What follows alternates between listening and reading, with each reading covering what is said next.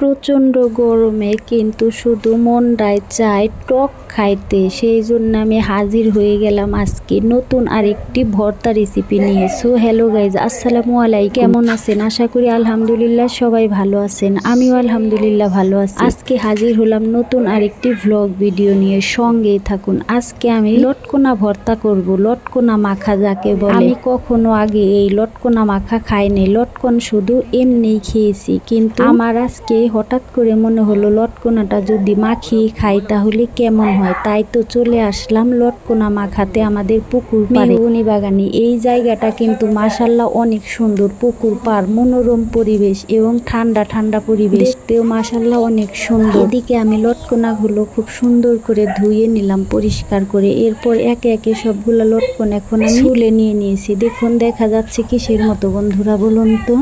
একদম মনে হচ্ছে এগুলো পেঁয়াজ, কিন্তু না, এগুলো কিন্তু পেঁয়াজ না, এগুলো হচ্ছে লটকন। এখন আমি নিয়ে নিয়েছি একটা বাটিতে নিয়ে এখন ঝাঁকানাকা করে আমি মাখাবো লটকন। বাটিতে সবগুলো লটকন এখন আমি দিয়ে দেব। দেখেন বাটিতে দেওয়ার সময় একটা লটকন আমার হাত থেকে পড়েই গেল। এরপরে আমি সবগুলো লটকন দিয়ে দেওয়ার পর দিয়ে দেব একটু একটু করে সব রকমের মশলা। সব রকমের মশলা বলতে দেব সামান্য পরিমাণের একটু চিনি, আর হচ্ছে বিট লবণ আর চিলি ফ্লেক্স, আর দেব অল্প একটু মজাদার কাসুন্দি। কাসুন্দি দিলেই তো আসল টেস্ট হবে। কাসুন্দি দিয়ে আপনি যাই মাখান না কেন অনেক ভালো লাগে খেতে।